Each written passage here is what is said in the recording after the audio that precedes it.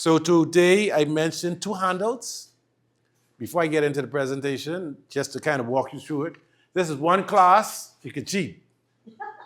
All right, you can cheat. In fact, what I say I always learn when I do this, you are going to be part of the first AI assisted parliamentary procedures. All right, so this is groundbreaking. And he's recording it here for the first time. This is going to be AI assisted. Toastmaster Tyler, I did a research on parliamentary procedures by Meta AI, and I sent it to him to put in the group. I also sent it to the good Toastmaster Turnquest, but he's not a member. So I don't know who, and maybe you could just drop that in the group. But like I say, you're allowed to cheat. You are allowed to do research. You're allowed to scroll, as long as it's parliamentary procedures related. And like I say, if you don't have the answer in this class, you can also, anybody here use AI before? Oh, yeah? Okay, good. So, but you now are part of the first AI parliamentary procedure. And also housekeeping, while I do that, as we go to the first slide, is that the time. Just do a time check. Parliamentary procedures could be a week long. It could be a whole day. It could be half an hour intro. Most times in a Toastmasters meeting like this, a maximum 2 hours. But I think allocated, we could move through quickly and try to get it into an hour. But the point is to give you the concepts, just to touch on certain things. And so you do a lot of private study. You do it in the midst of other groups, and you do it intentionally. Okay? And so with that, we can go to the main slide. Well, I just want to know from the leaders how much time is allocated, or what time you typically get out, or what time you want me to skedaddle from the mic. We typically adjourn out around 9. Okay, so we have time for question and answers. Yes. So let's give me a 1 hour, right? So it'll be from, what time is it now? It is now 7:37. Okay, and then we'll do 1 hour. And questions and answers, we try to involve that for the theory. And so, as I complete the housekeeping, the two handouts that I gave you, besides you being able to check AI, and I don't know if Toastmaster Tyler, have you sent that out to the group? And those of you who think they're the best at it? What tool do you use? Because you got ChatGPT, you got what, Meta, what else you got? All of them? Well, I'm learning too. All right? So AI assisted, you use it on your cell phone, right? For most people right now.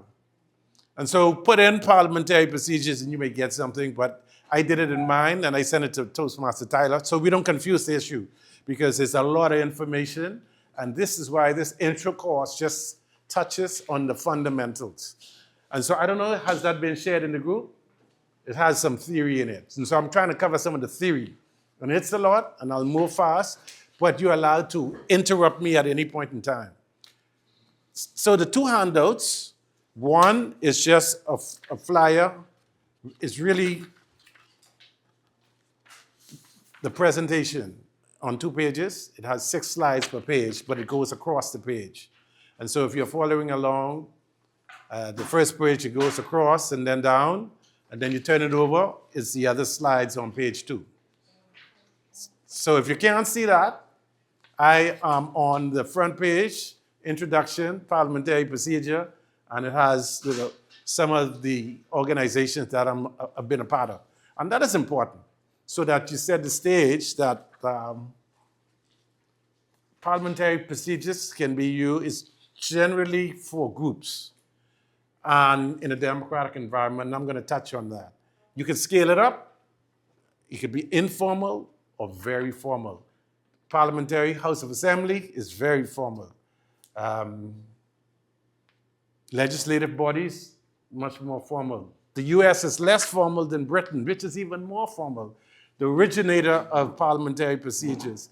But what happened in the US, it was so complicated, the common man couldn't use it, so they then developed Robert's Rules of Order. So it's really just different ways, potatoes, potatoes, and I'll get into that in my presentation. And the other one is a table, and you can start looking at it now, with common motions. And I'll just go through it. As you go across the table, the columns, it says the motion, different types of motion. And while we're here, I'll ask you to pick a motion, pick two, and I may call on you. You may ask a question, or we could discuss it as part of how we, do different things on and how we learn in questions and answers. And it's very interactive, so you can interact with me at any point in time. So it has numbers first on the first column from 1 to 20. So for easy reference, you can say motion number such and such, number 8. As you can see, 1 is highlighted, the original main motion, number 13. And if you look in the group, for those who have it, I sent to Toastmaster Tyler my research on, and it has a definition for motions. And so like I say, you can cheat. With the new AI, well, back in the day, I was happy with internet when that came. And then Google came. And then now AI. So it opens a whole new world for all of us. As I said back in the days, no excuse not to know. And so when you go down, the main motion is number 13, for example. Original main motion, and we'll talk about that. And then the second column says the type of motion. And the AI thing that I sent, I call it thing, but AI extract I sent, has some of those basic explanations. And you can do that, feel free to do that. There are many different versions of Robert's Rules of Parliamentary Procedure. The next one, types of motion. Can it interrupt a speaker, yes or no? Can you say point of order if someone is on the floor, or you have to wait till they finish speaking?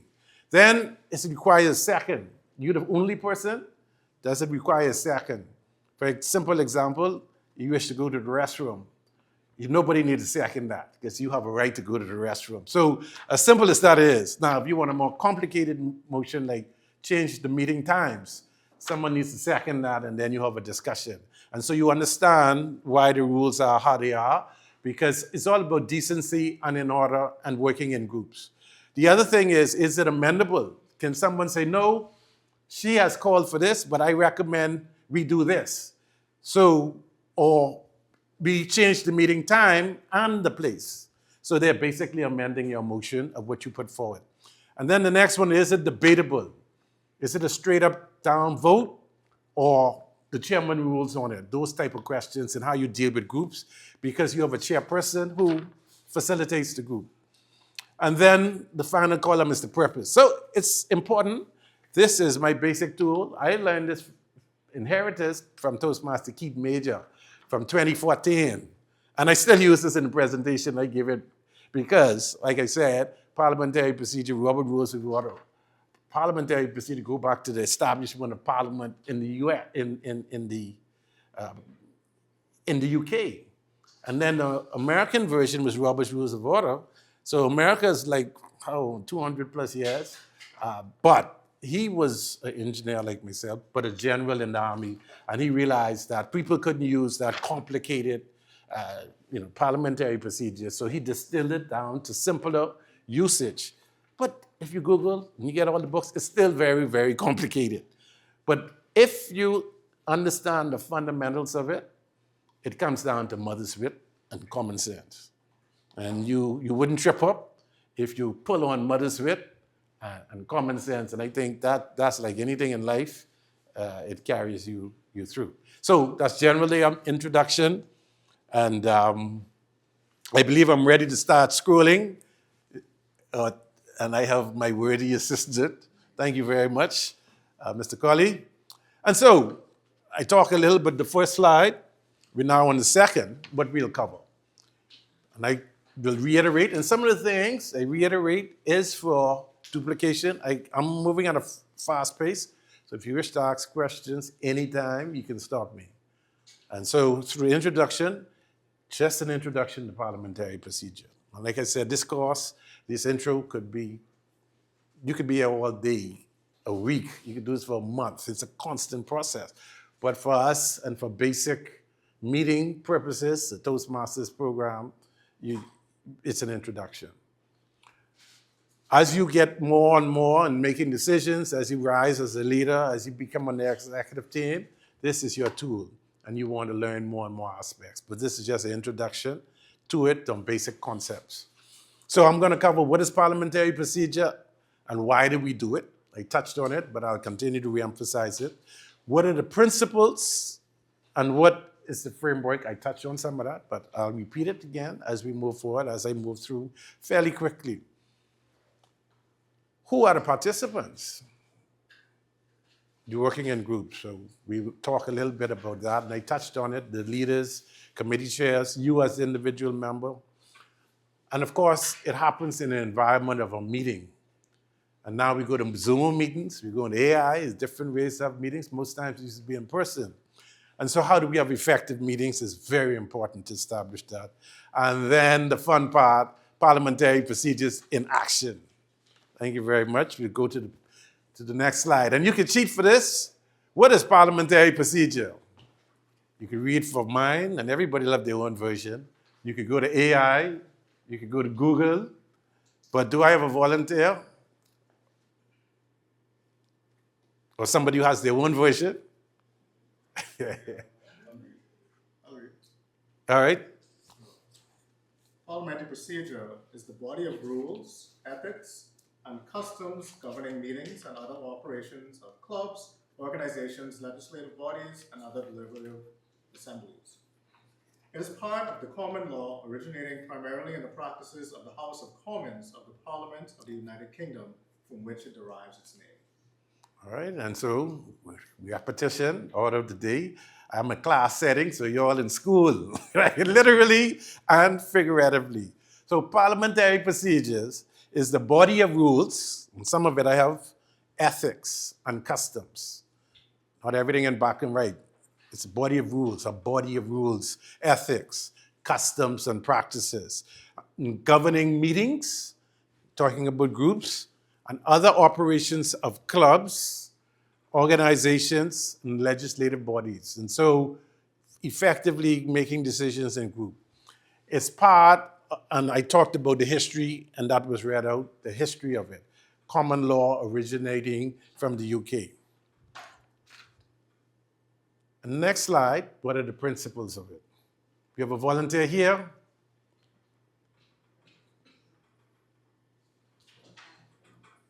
Talk a little louder. And I do have a microphone, but I trust that everybody can hear on Zoom. What are the key principles? According to Robert Rules of Order, parliamentary procedure is based on the consideration of the rights of the majority, of the minority, especially a large minority greater than 1/3 of individual members, of absentee members, of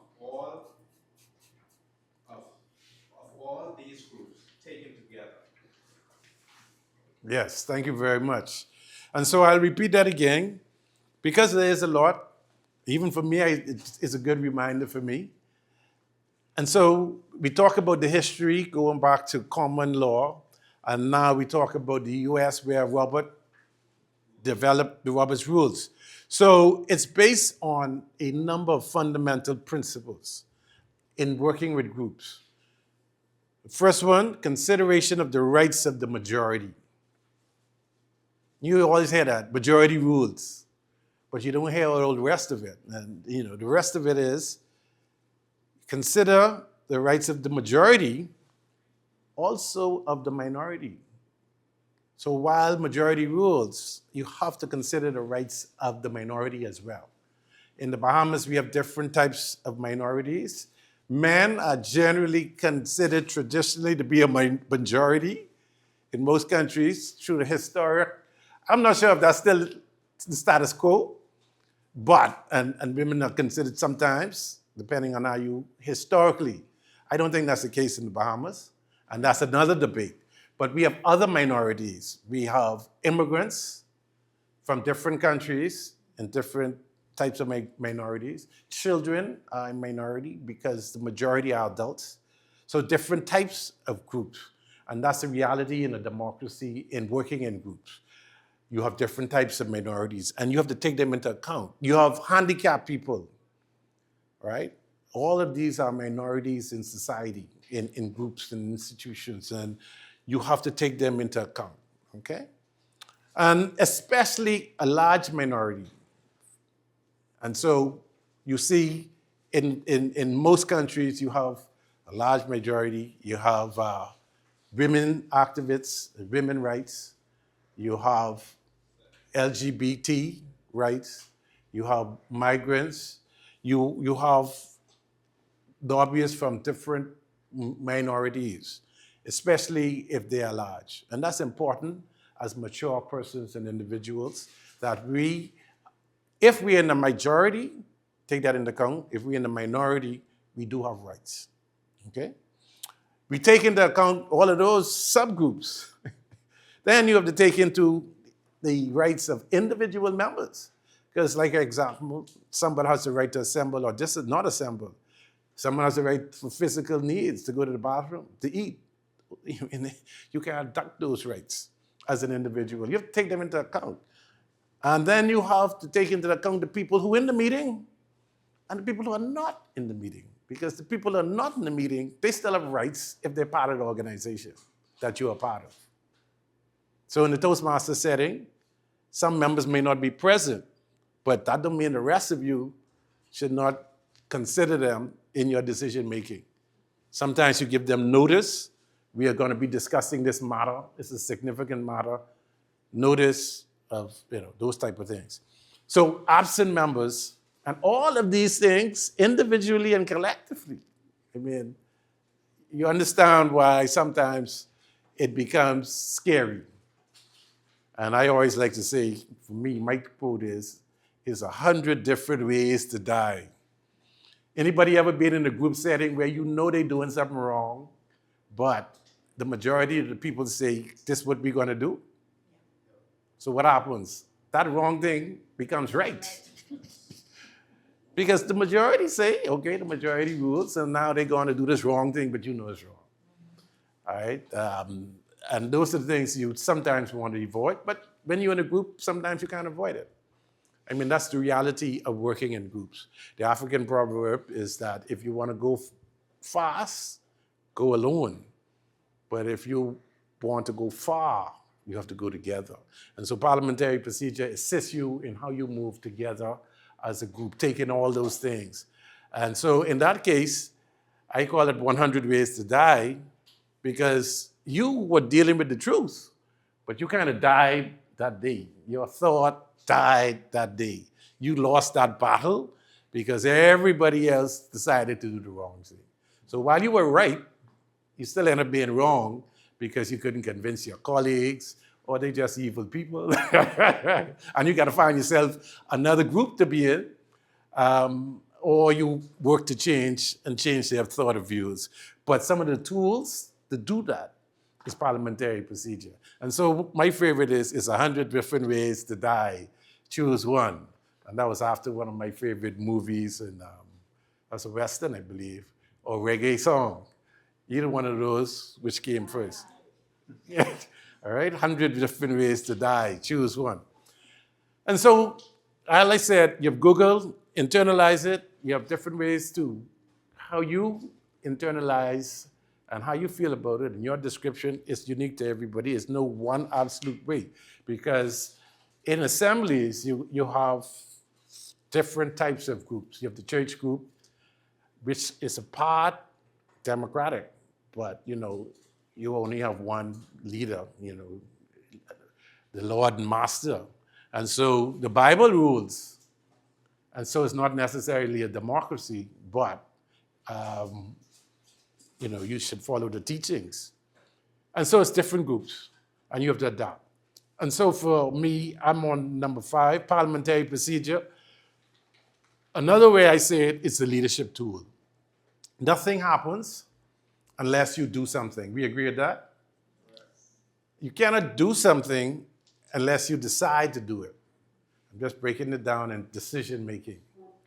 Now, the next question, how do many people decide to do one thing? And that's when you're dealing in the dynamics of groups. And parliamentary procedure or Robert rules helps you to keep that on track so that many people can make a decision to do one thing.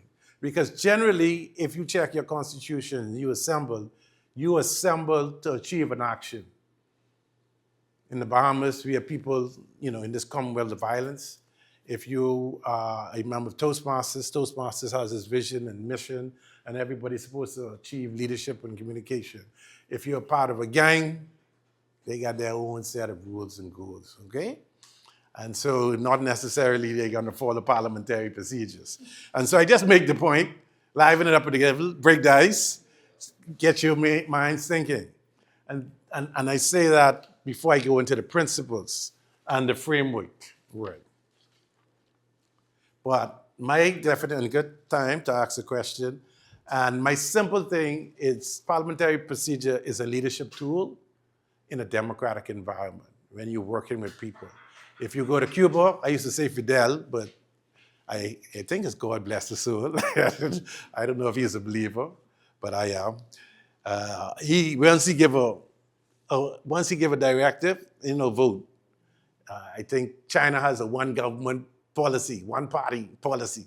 And so once that decision is made, everybody fall in line. In democratic two-party system, it's a little bit more open to play, give and take. And so we go right back to the principles and in the framework. We're in a democratic environment. We're just going to repeat it again because we're just going to get these fundamentals. Once you get them, as a leader, you have to conduct it. It helps you to work through it. The will of the majority must be carried out. It should be carried out, right? The voice of the minority must be heard. The rights and privileges of the individuals present or not present must be considered. And of course, all things must be done decently and in order. Respect for your peers and respect for the rules. If you listen to the House of Assembly, they say honorable this, and honorable that, because they are supposed to do things decently and in honor, because they represent people. And that's one of the principles of democracy. The difference between democracy and Robert's rules is anarchy. Where, the merchant, the army of the day, rule things and tell you what to do. So I talk about the principles and the framework, and I touch on some of these things, but I want to emphasize it again. The general framework of Robert's Rules of Order, it changes depending on the organization. So if you're talking about a Toastmasters group, we have a Toastmasters framework. We have a constitution. When you talk about the Bahamas as a broader standpoint, you're talking about the Constitution of the Bahamas. Similar thing occurs for the US. They refer to the Constitution. Most different groups, they talk about the overall framework. That's the document that governs everything. And then with that, you can make laws, you can make bylaws, and one of the slides has that customs and practices. But the supreme law is the Constitution for most organizations. And then you get down into smaller laws, bylaws. And then all of it mostly happens in the framework of meeting. And of course, I sent something earlier that talks about the motion. The motion is the fundamental concept of how you propose, how you make decisions, and it's a formal way to do that. And that's the motion. I circulated the motions, and so we will go through that in a minute. Some sample motions. Like I say, everybody will be assigned one. So pick a motion. You might have to give an example of it, or you may have to ask a question on it. We know we have some common ones that people like to use and abuse, those type of things. The next thing you also need to be, as we introduce concepts, the participants in a group environment. And so we have the members. In the Toastmasters organization, I use that because most of us are. The member is the top of the organizational chart. And so your privileges and rights is front and center. We're one of the few organizations that recognizes that early, where the member is the top of the organization. If you have, in any organization, if you have no members, you don't exist. And that's why it recognizes membership is so important. And of course, the members all can't do the same thing all the time. So they elect a president to represent them in certain circumstances. And that's why you have a president to rule the meetings, to govern the meetings, and to make sure everybody, and apply the rules. Of course, most presidents need a team, and we promote that in Toastmasters. So executives are appointed with different portfolio. Because if you want to be an effective organization, think of the biggest organization you know. For example, there's no way the president can do everything.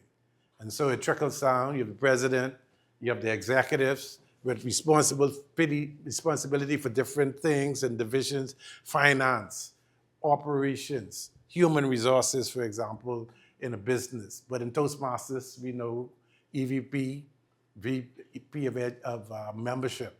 Same thing applies. And beyond that, there are different other types of leaders. For example, committee heads, representatives, persons who have been designated for countries, example, ambassadors. So there are different types of leaders. In Toastmasters, we generally recognize that everybody is a leader. You might not have a title, but everybody is a leader. The other things are committees. So you may have a special events committee. The executive for dealing with the regular day-to-day. So this special event may have a special committee. Everybody does not need to be a part of that committee. They do their work, they report, they carry out action. Executives execute, likewise with committee members and so on. And those committees, once again, are represented by committee chairs, such that the smooth running and effective operations of the club or organization. And once again, the emphasis, why we get it back to Robert's Rules of Order, a process, parliamentary procedure, because all of these things are operating in the group. All of these things are working with people, working with humans. Anybody here never, I don't want to ask that question, but had challenges not working with people? I mean, it's not an easy thing, you know, people, I love people, but, you know, working with people, it's a challenge for all of us. And the better you get at it, the more you do it, the better you become at it, right? But you have to work in groups if you want to be effective. Remember, if you want to do it alone, you go fast. But if you really want to go far, you have to work with people. And this helps us to work with people and understand, such that you don't have miscommunications, you have empathy, you know why when I say a certain thing, you know, Toastmaster Turnquest is going to oppose it because he has his own agenda, which is everybody has their own concerns. Everybody have a different viewpoint. Everybody grew up in different households. Everybody come from different part of the, even in the Bahamas, different islands think differently. I mean, you person from Iguana think different from a person from Nassau and Cat Island. It's just a reality of life. And this helps you to appreciate that and take that into account. All of it happens in the meeting setting. And so one of the things I want to go to now, effective meetings. Once again, notice the trend. We're covering some key areas. We're trying to tie it all in before we go into the questions and answers. So I hope you have it ready. And I touched on some of those people, the principles. First of all, how do we have effective meetings? And the one important thing is a quorum. First of all, your meeting needs to be an official meeting. And so most organizations says, when is your meeting an official meeting where you can make decisions that bound the group? For example, if this group, let's say most Toastmasters Club are 25 members. And most times, what is a quorum? Half, right? 50 plus 1, more than 51%. Most times, most organizations, you need at least half the members. So a quorum, for you to have an official meeting and make binding decisions. Now, sometimes we have customs and practices in Toastmasters, regardless of who show up, church goes in. All right? It's no, education continues. But if you want to make a binding decision that binds the club for a long period of time, changing dues, changing meeting venue, decency and order dictates that you have a quorum for that. That's only decency and an order.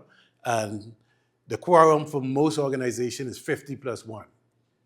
So for a group of 20, what you all want to use, 25 or 20? Let's say 20. 20. So I want you to understand the numbers of democracy. Anybody here play numbers? Well, I am an engineer, so I live with numbers. All right? I'm trying to get clarity. So, sorry, let me just finish that, and then you could ask. We're dealing with a group of 20. And so, let's say a quorum for most organizations is 50 plus 1. And it changes, it's in your constitution. For example, it mentioned I'm in a professional organization that's based in the United Kingdom. They have like 100,000 members. So when they need to make a vote, their quorum is less than 5%. So they only need 5% of the members to mail in ballots or whatever to make core decisions on an annual basis. So their quorum is set at 5% for practicality. Most organizations is 50 plus 1%. In Toastmasters is 50 plus 1%. And so in a group of 20, let's see who is the mathematician? 11. Good. Let's give all ourselves a round of applause.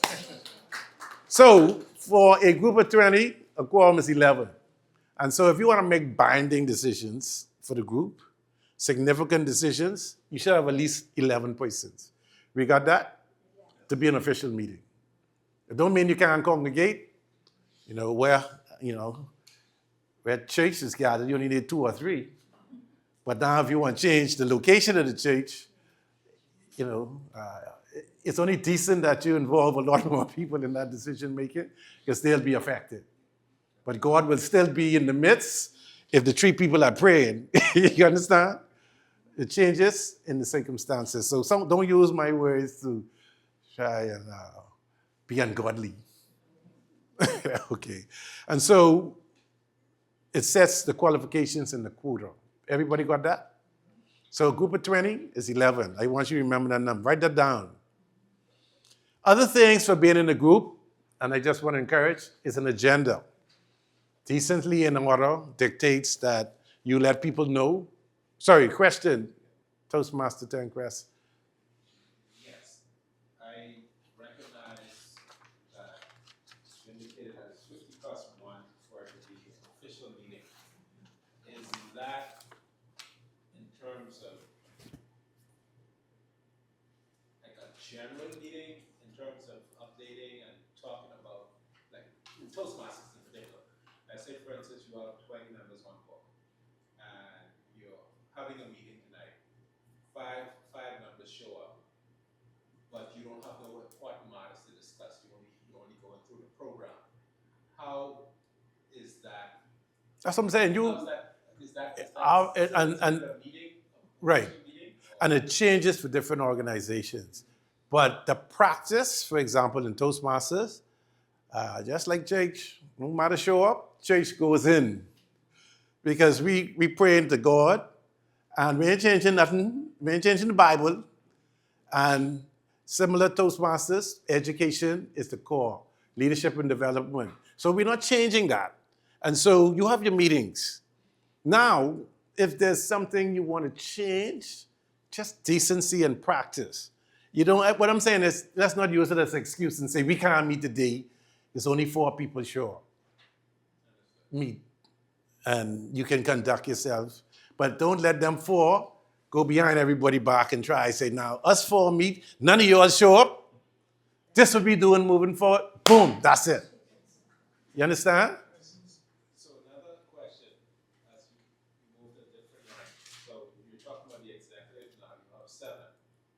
So you need 4, 3 plus 1. Yes. Yes. For a vote to be. Yes. Yes. But like I said, it doesn't stop those who are executives are present. They could do planning. They could do this. They could work on committee stuff. They could communicate with each other. All right. But if there's some significant decision that need to be made, decency dictates that a quorum should be there. Okay? Because you have committees, they can meet.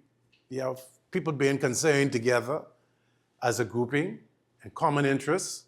It's like, you having a party in your backyard and you invite 10 friends and only 4 show up. Are you going to cancel your party? You could, I guess, so, different. So some organizations are strict. It depends on the situation and the scenario. But common sense dictates. Because I'm not going to cancel my party if only 4 people show up. I'm going to celebrate my life.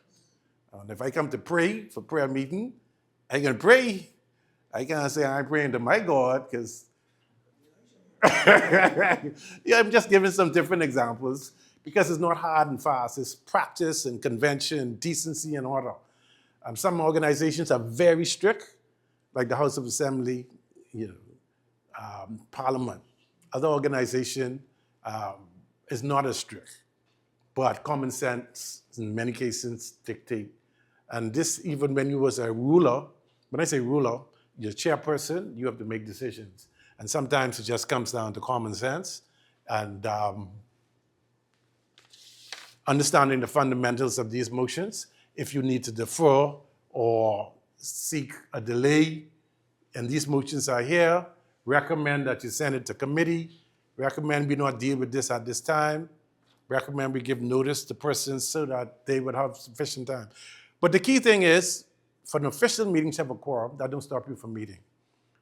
And in the meeting, you should have agenda, and you should generally indicate why agenda. What are you discussing today?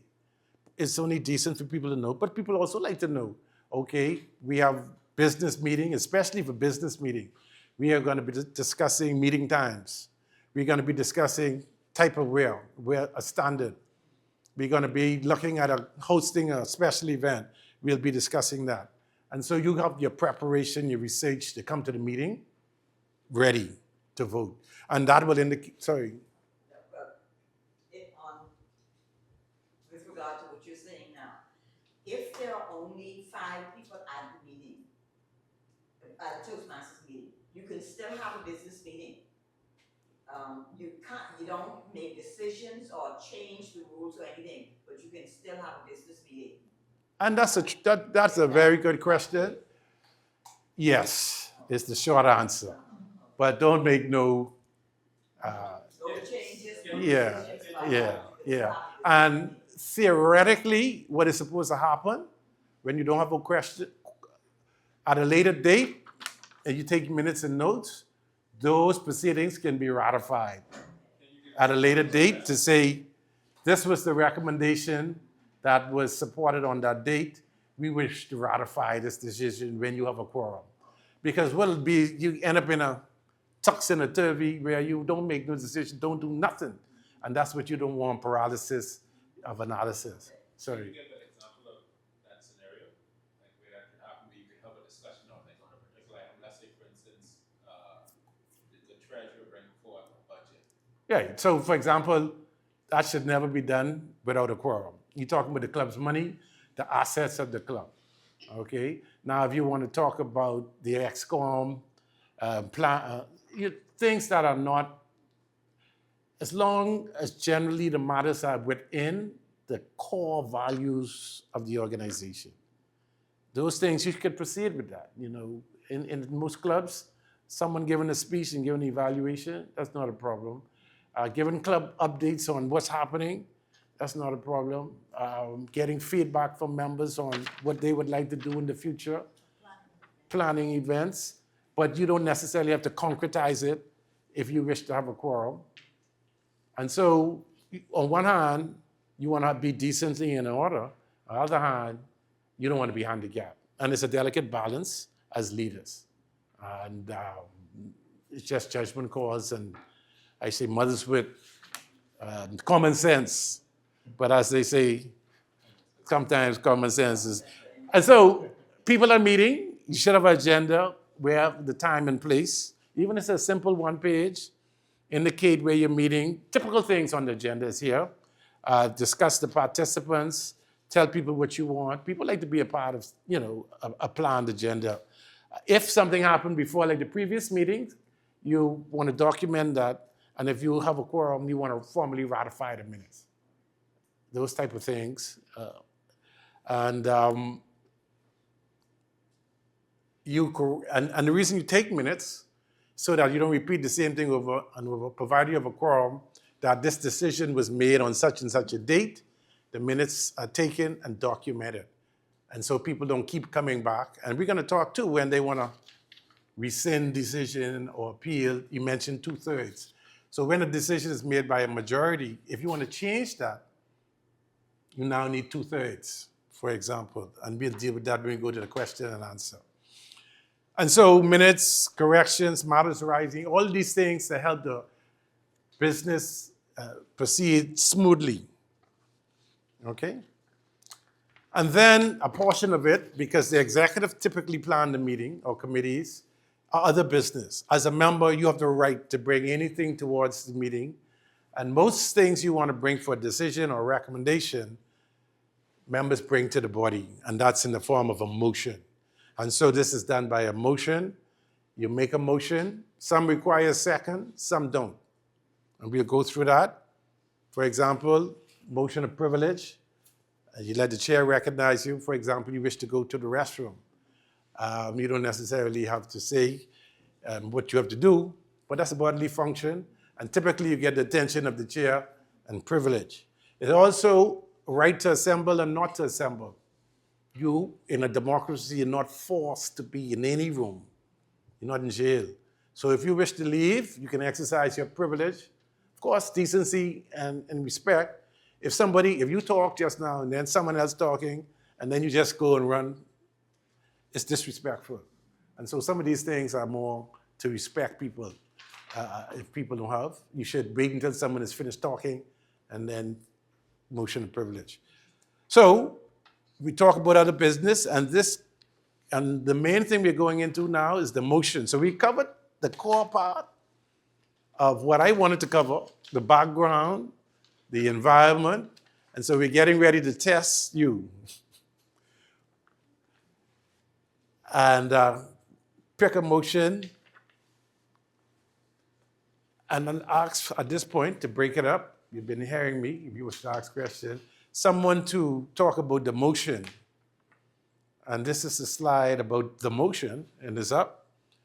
Anybody wish to read it or elaborate or talk about their own version of it? Also, the AI version. I sent it to you. Read the AI version for me, Toastmaster Turnquest. Anybody know what a motion is? In our first parliamentary procedure on AI, powered by ChatGPT, powered by Meta. The motion, it's in that?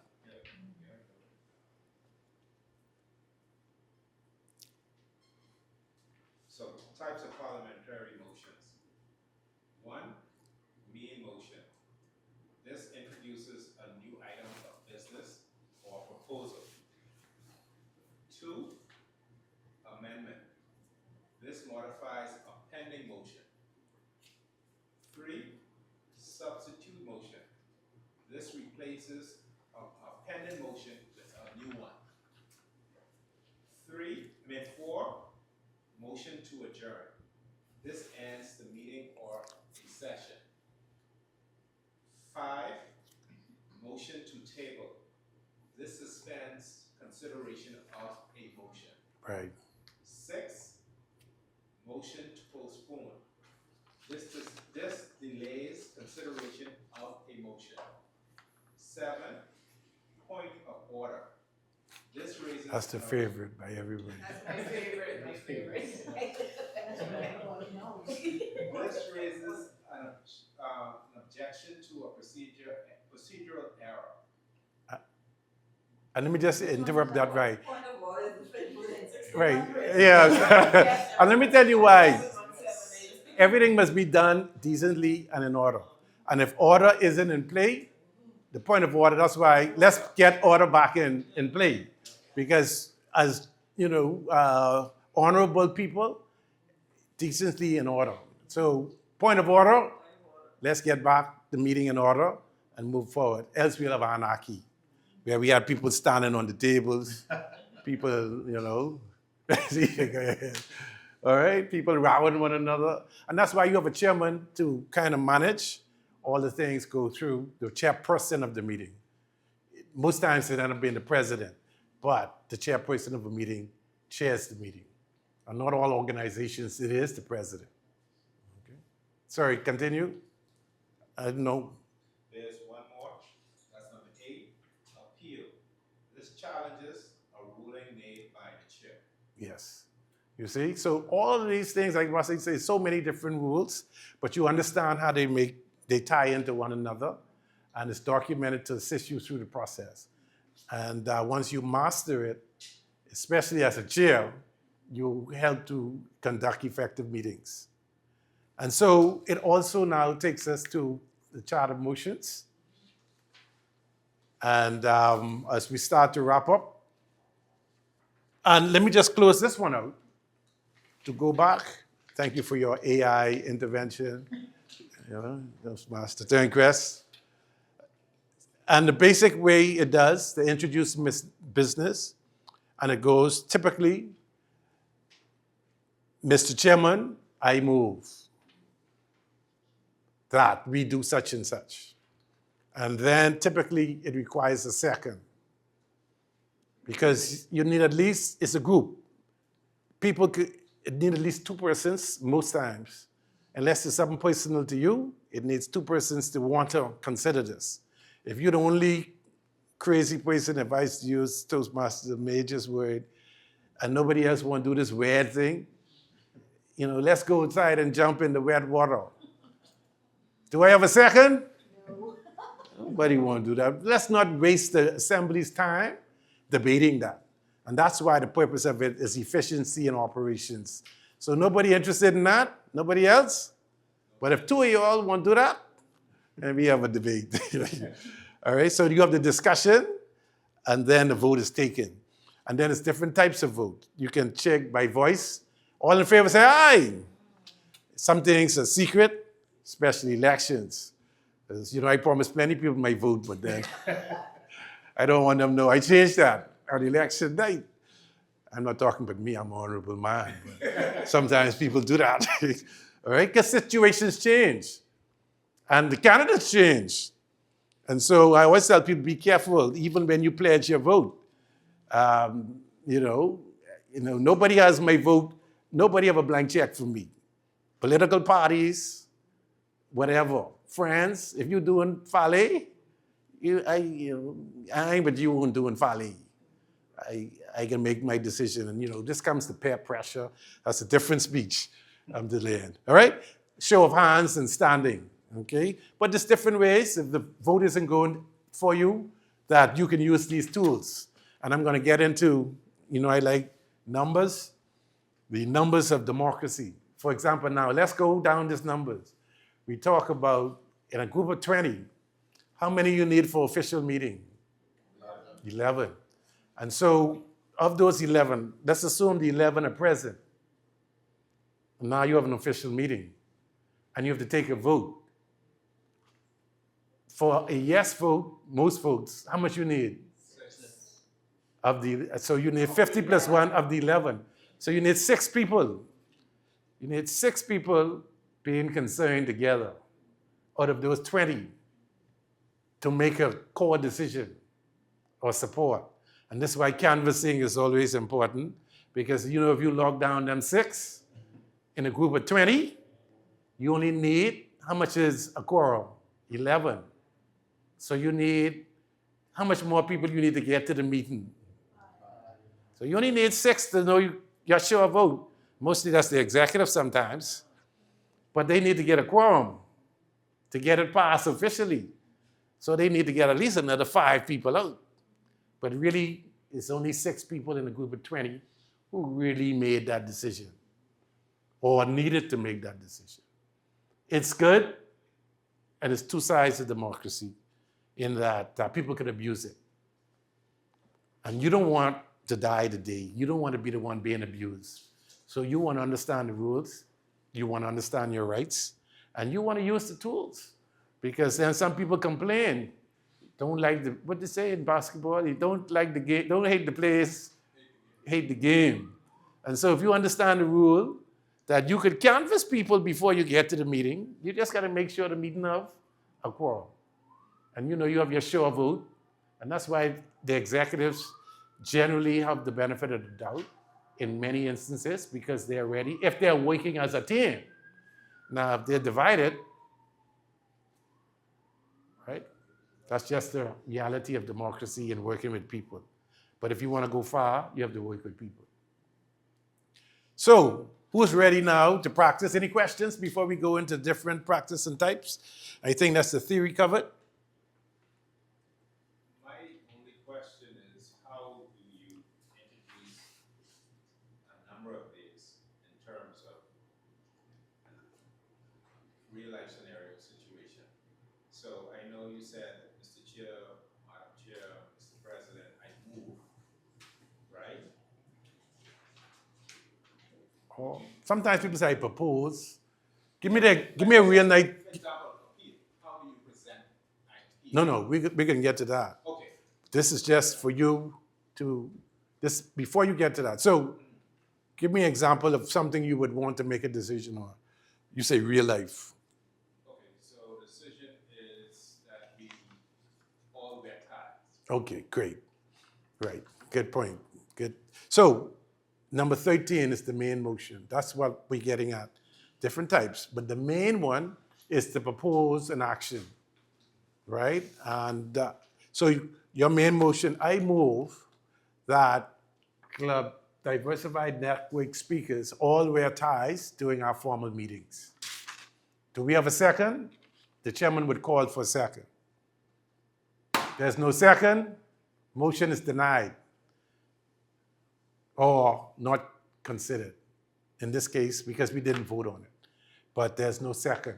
And so, like I said, your motion died today because you didn't have a second. But let's propose we had a second. So this good young gentleman, he likes wearing ties from time to time. And so he seconded the motion because it's good practice to wear ties. So when you have to wear the tie, you're comfortable wearing a tie in meetings and boardrooms and interviews. And that's why one of the reasons in Club 1600 we continue because, when you want to meet in boardrooms and high-end events, you have to use tie. And you want to be used and comfortable in wearing tie. This is not a tie environment, and maybe it should be. And that's why we have a motion, I move, that we use ties during these meetings. We have a second by Toastmaster. Yeah, so he's seconding your motion. So now that main motion is on the floor, is what we say. It's being considered by the body. So we have a motion to wear ties and a second. 2 persons move on a second, so now it's being discussed in as many. So the chairman would say it's been moved that we wear ties. It's been seconded by the Toastmaster, and he repeats it for everybody to know, decency and order, and say as many. We are now discussing whether or not we wear ties in the meeting. And decently and in order dictates that everybody has a right to say. Now, if it's a big group, there might be rules where the chairman might say, we will limit this to 5 minutes or 10 minutes because efficiency, decency, and in order. And so typically, he moves the motion. And so I would say, Toastmaster Genio Turnquest has moved this motion. Toastmaster Turnquest, recognize him so he could kind of give some more explanation as to why he moved that motion to try to convince the rest of his colleagues to vote. And then be called for the vote. Do we have any discussion on the matter? Anybody else wish to share or comment on wearing ties? Does our seconder want to comment on whether or not he likes to wear ties? No? I'd like to comment, I think it looks really classy to have all the men with ties. Yes, thank you very much. All right, so he's been moved. We have another member who feels that it's a good thing for the club in that direction. Do we have any, and sometimes we would call for any other, as many? Do we have any opposition to wearing ties? I see a young lady, she doesn't wear a tie. Do we have any opposition in the men typically wearing ties? And so why I say that is, you recognize I'm acknowledging a minority, because as a minority of the club, in this vote in particular, it may or may not affect them. They may be indifferent, and that's why you have the right to abstain from a vote. Because she say, man, that's between you and men, and she abstained. But she likes to see that decently in order in presentation. And that's personal preference, but in the group, you have to respect everybody's views. You agree to disagree. No right or wrong, is their opinion. And so as many, and a good chairman would try to make sure everybody's involved and has something to say. Even the quiet people sometimes, you say, you have anything to add to this matter? Because it's a display that everybody has having a chance to properly ventilate the matter. So we're going to call for the vote now. All in favor say aye. Aye. All opposed? Okay, you have one opposed. Do we have an abstention? Or, yeah, did I say that? But it's really a practice that evolves over time. It's kind of a fun thing. But in all honesty, you could say, if you want to formally lodge your vote, I abstain on this matter and give your reasons. Because, for example, this is a vote, and I leave, I have some trauma as it relates to this matter, and I wish not to participate in it. Or I'm conflicted in this matter, I don't want to vote. Because it might be that, they're voting on, giving me a special privilege, and you say, I just wouldn't let the vote, I'm voting that, we pay this good Toastmaster extra $10 this meeting, and every time she comes to meeting on time, we pay her $10, for example. And then the decent and honorable thing for her is to say, Mr. Chair, I wish to recognize my vote as an abstention, because you shouldn't vote, theoretically, if you're decently in good order, on something that you kind of conflicted in. All right? And so we call for the vote. And there's different ways, typically voice, but if it's close, we might say division of the House, which is number 21, for example. Right? Because you weren't clear on the vote, it looked like it was even 2-2, a more accurate count. And so you would call for the count again. Basically, that's the division of the Assembly. You want to provide a more accurate count of the vote. Because sometimes, I call for division of the House. And then, sometimes people also want to see how people voted. Sometimes people use that to, see how people vote so that they can come back the next time and know who for them and against them. But it's a tool to be used. Now, let's assume the vote was yes. And then you asked a good question. Your question was, can you appeal it? So which motion is appealed? 15, to appeal. Now, it's two appeals. One is to appeal the ruling of the chair. Remember, the chair can make rulings. So for example, we talk about point of order. So the chair may have to make a ruling, point of order. Yes, Toastmaster Tengress. Toastmaster to my left is out of order. You are out of order. please proceed. So the chairman just made a ruling, and then you wish to appeal the ruling of the chair. So if you want to appeal the chair, you see, try to reverse the ruling. So because the chair made that ruling, remember it always goes down back to the members. The members can now vote against the chair. You follow? So I wish to appeal your decision.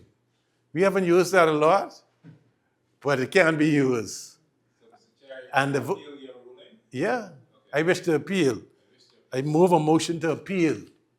So what does that say? Then, so can you interrupt a speaker because you want to immediately appeal the decision that was made by the chair? And then, does it require a second? Yes. Because you're now going against the chairperson, you need a second person.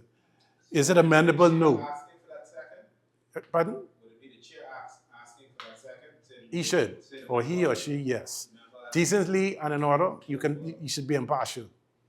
Okay, even though it may be. End of the day, it comes down to the members in the grouping. So that appeal could happen at any time.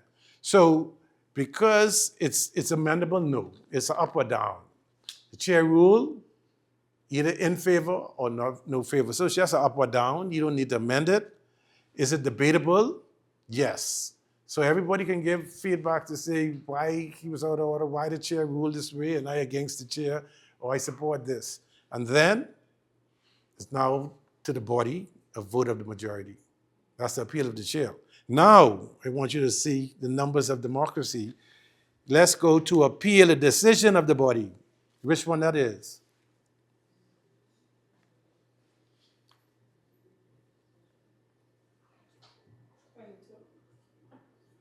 Rescind. You see, to nullify a motion previously adopted. So if that motion was adopted and you want to nullify that, let's see, you want to rescind. I move to rescind that motion, right? It can interrupt a speaker? No. Require a second? Yes. Is it amendable? Yes. You may rescind it in a certain way, a portion of it. Is it debatable? Yes. So everybody gets to speak on that. Now, because there was just a majority, you now need a supermajority, which is 2/3 of the vote. So what is 2/3? We now have a meeting of 11 persons. 50 plus 1 is 6. If you have to appeal the decision, how many people you now need? 2/3. You need 9 or 11. So you understand the difference when you want to appeal the decision of the body. And that's why the quorum is so important. Understand the numbers. Any other motions we want to consider as we wrap up? Question. Okay. And during a formal discussion, when you say as many, is that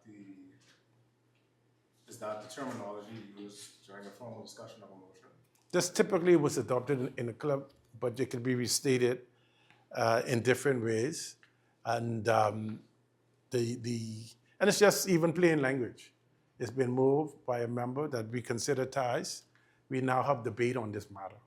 The floor is now open for input and comments on the matter.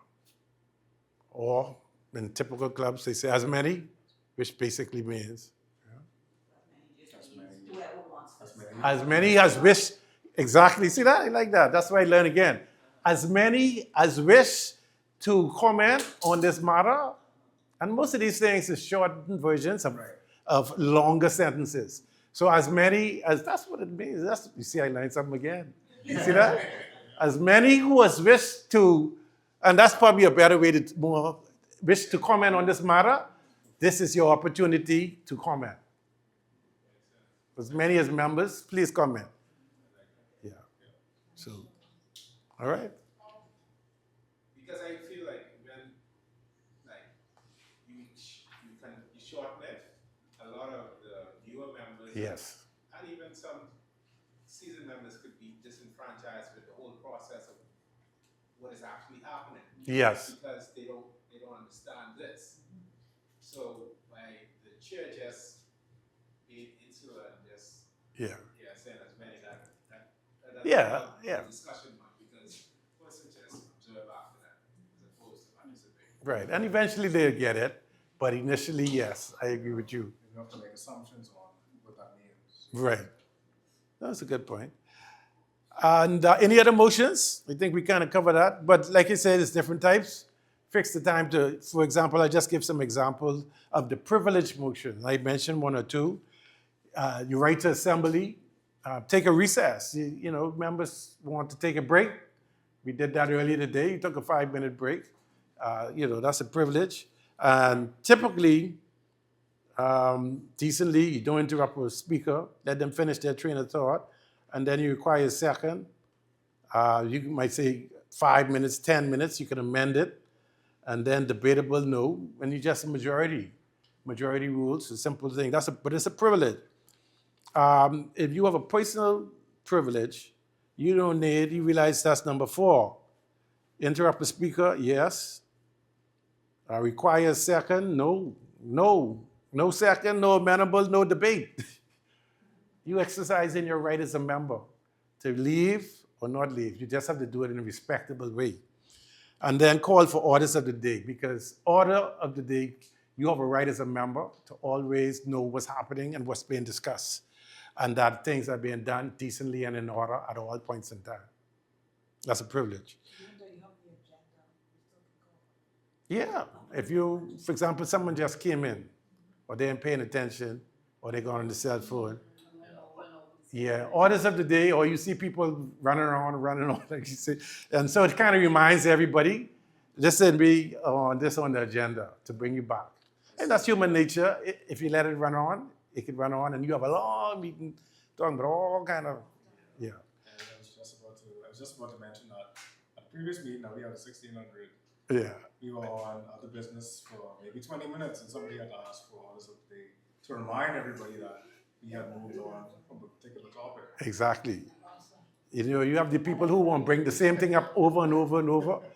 But that's why you have minutes, and that's why you have a decision. Once the decision is legitimately made, they now need 2/3 to bring it back to change it. You see? And so you don't do the same thing over and over again. Question? So just a question in regards to using order of the day. So let's say, for instance, that we're in the business session of this meeting, and there are other members in the club pretty much disrupting or Yes. being a nuisance. Yeah. And the chair doesn't recognize that they're being a nuisance, or the sergeant at arms doesn't recognize they're being a nuisance.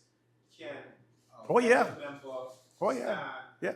say, Yeah. on the day and Yeah. recognize, highlight what is going on Yes. to bring attention Yes. to it? And maybe we need to do that more often, like in 1600, especially the past presidents making all kind of noise at the back of the road. So don't you necessarily be an executive member, just any member can do that. Any member.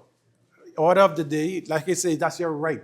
When you pay your dues, you're entitled to certain privileges that's enshrined in the constitution of the organization.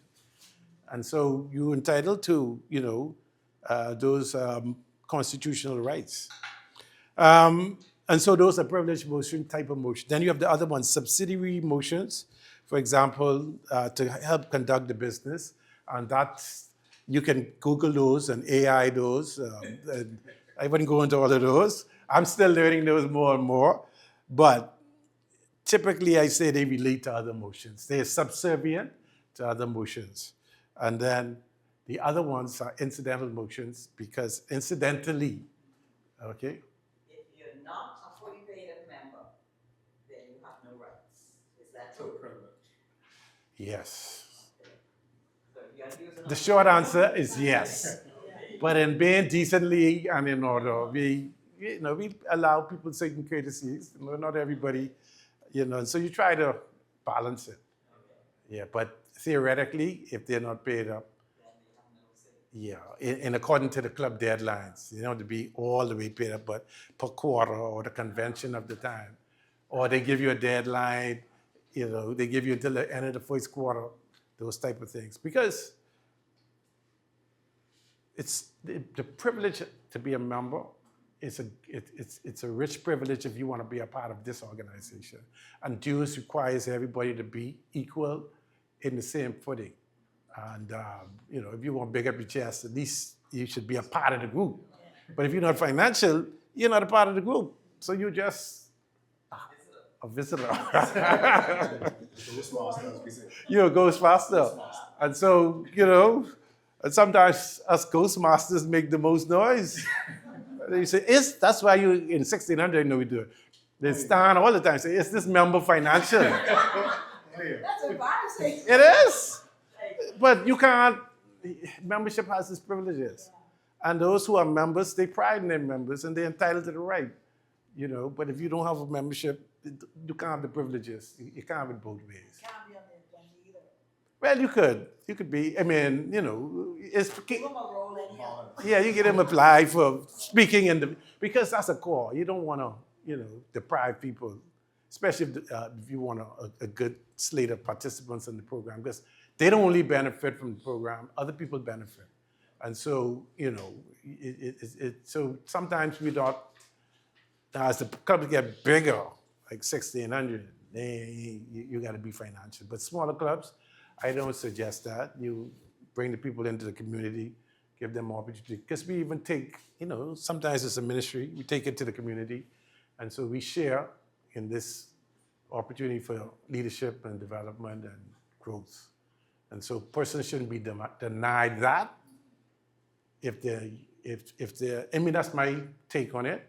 If they broke at the moment or don't have the means at the moment or had some other priority, just back to school now, persons want, but there's kids in school and those type of things.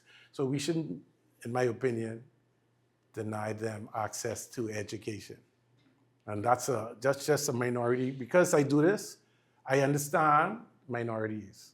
And so migrants, the disenfranchised, the homeless, we have obligation, the elderly, to take care of them, those of us who are in the majority.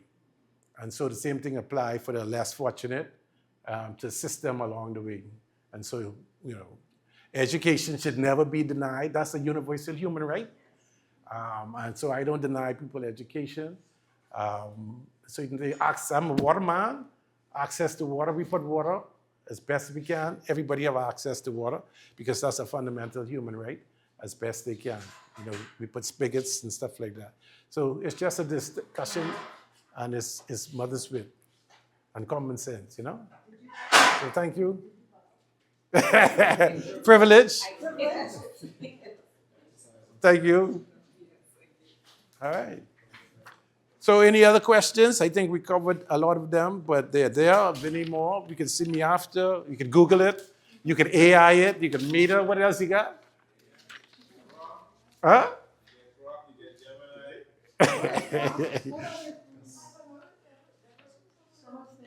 Well, I just want to thank you. It's just different models, so some work faster than others, and some are more comprehensive than others. So it just depends on your needs. Some things are just like dictionaries, give you just like a basic definition, or doesn't go in depth. Doesn't add to what you want, or ask questions what you want. So it's just different models. All right. Thank you. See, I learned. So thank you all for being great participants. Give yourselves a round of applause. And it was my pleasure to present this first Parliamentary Procedures, Robert's Rules of Orders, powered by AI. Thank you very much.